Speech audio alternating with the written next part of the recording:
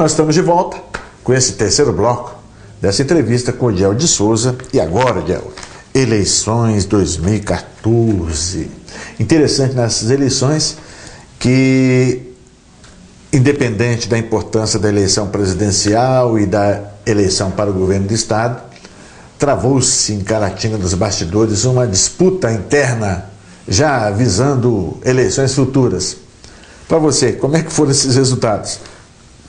Eu não vejo para esse lado, né? Na verdade, a política é momento, né?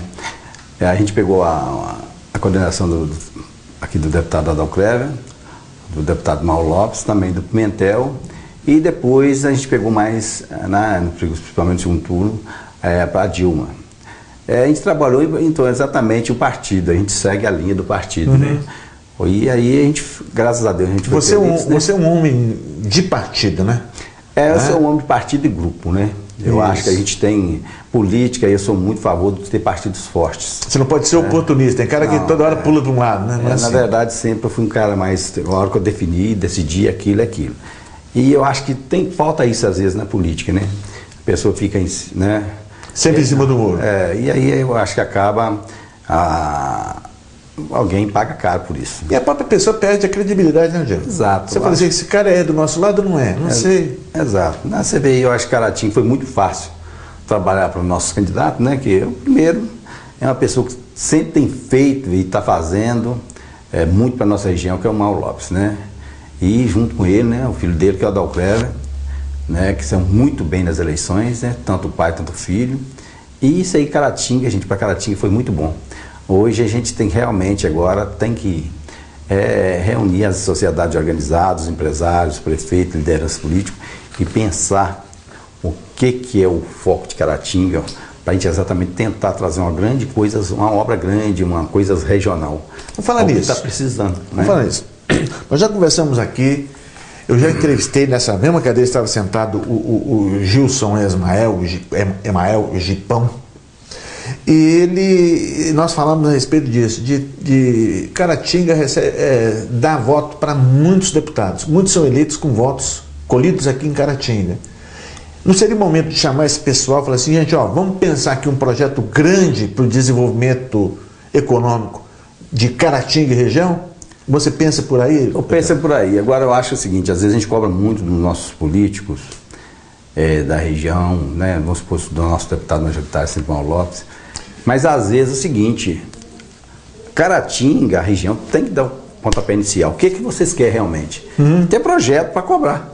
No dia que nós temos nossos políticos, não tem como cobrar. Aí nós temos que fazer, que eu penso, é o seguinte, reunir os empresários, lideranças regionais, e o que é o nosso foco? Para a gente lutar num grande projeto para Caratinga. Eu acho que o povo de Caratinga agora tem que acompanhar, né, os deputados que foram votados em Caratinga. É muito voto, né? O Misael teve em Caratinga, muito. 8 mil votos. Aí eu te pergunto... Quase 9 mil votos. Né? Quase 9 mil votos. Aí eu te pergunto, né? O Misael teve isso aí, como é que vai ser a cobrança dele? As lideranças que trabalhou para ele, como vai ser o comportamento? E assim com os outros deputados também. Uma coisa interessante, Diel, a eleição do Misael, ela foi baseada na área de saúde. Exatamente. Na hora de falar assim, gente, nós temos um projeto de saúde aqui, o que você vai contribuir com ele? Exatamente, aí que vem o caso. Eu não sei se vai acontecer com o Misael, eu estou falando que vem o caso. Essas pessoas pegam o voto aqui, comprometem, vai fazer isso, fazer aquilo, e depois dão uma banana para Caratinga. Não, isso é histórico, né? É histórico. Nós vamos dar exemplo, o pai dele foi votado em Caratinga, foi majoritário em Caratinga. Eu te pergunto se tem uma pedra aqui dele em Caratinga, quer dizer, o povo de Caratinga não pensou nisso, Isso. Né? E ele já foi majoritário em Caratinga, lá é o pai dele. Quer dizer, já foi majoritário. E eu te pergunto, fez uma obra para Caratinga? Está na hora do povo começar a cobrar. Começar a cobrar. Não é isso? E você, por exemplo, naquela linha de raciocínio da Acalem, não seria a hora também dos vereadores mostrarem serviço e começarem a chamar os deputados dos partidos deles para participar disso depois de uma grande discussão? Olha, aqui nós precisamos fazer projeto para... Vou dar um exemplo. Criação de frango. Sim, precisamos de uma outra para fruticultura e precisamos outra para horta. Não era hora de chegar e falar assim, vereador fulano, chama os... Cada um fazer dentro da sua chama área, os seus, né? e vamos lá. Exatamente, é isso aí. Eu acho que nós temos que pensar, por exemplo, que nós temos deputados, por exemplo, eleição passada, não nessa, prometeram faculdades para Caratinga, e foi votado aqui. O que aconteceu? Tirou de Caratinga e mandou para outra região. Está lá em Teófilo Otoni, Valadares. Quer dizer, gente, nossas lideranças têm que acordar para isso. E o povo, às vezes, não fica sabendo disso. A gente que está no meio político, as lideranças que tá no meio, que percebe, sabe o que está acontecendo. O que a gente tem que fazer? Alertar o nosso povo. Ó, está acontecendo isso, nós temos que ser mais vivos na hora de votar, nós temos que fazer isso. E é dessa forma que a gente vai fazer um trabalho de conscientização. E assim que a gente tiver bem conscientizado, o povo bem conscientizado, na hora de dar a eleição, não tem dúvida. O povo vai saber votar e vai saber cobrar. Antes de votar, vem cá, qual é o seu projeto para Caratinga? E aí é exatamente. Eu acho que nós temos que pensar, Caratinga está perdendo muito, gente. Eu fico triste.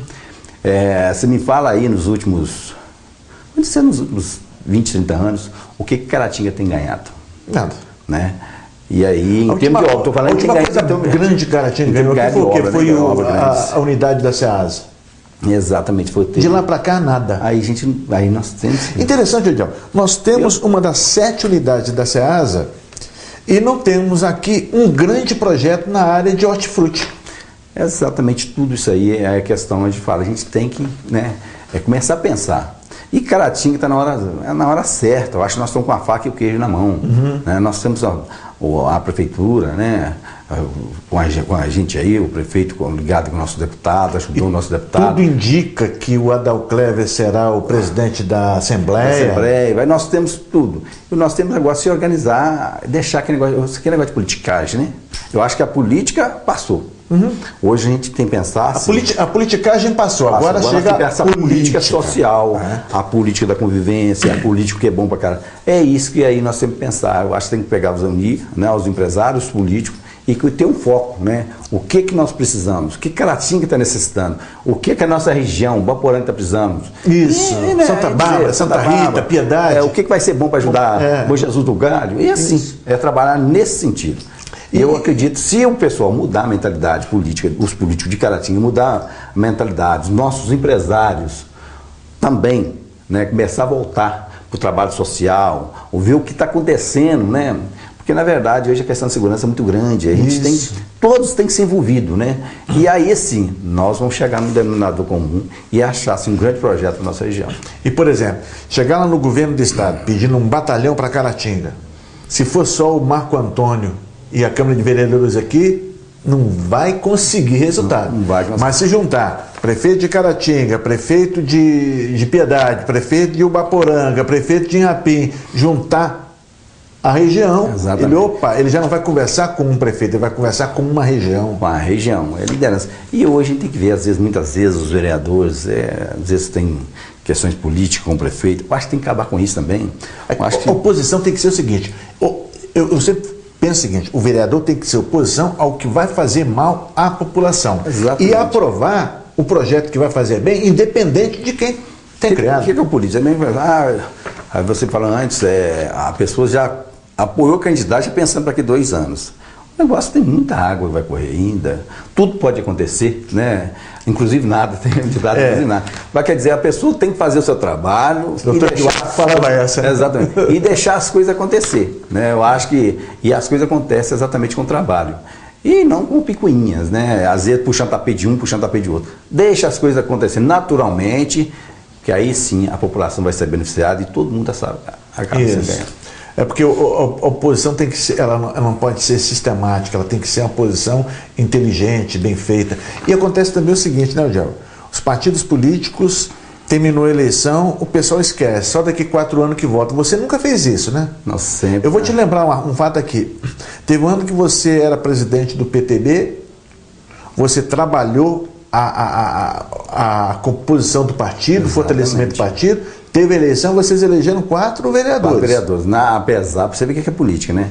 Apesar que na época teve problema político, eu recuei, não atrapalhei o grupo, afastei, elegeram os 4 vereadores, inclusive fez o vice-prefeito da época, né? Mas mesmo assim, para você ver, e acaba eu recuei.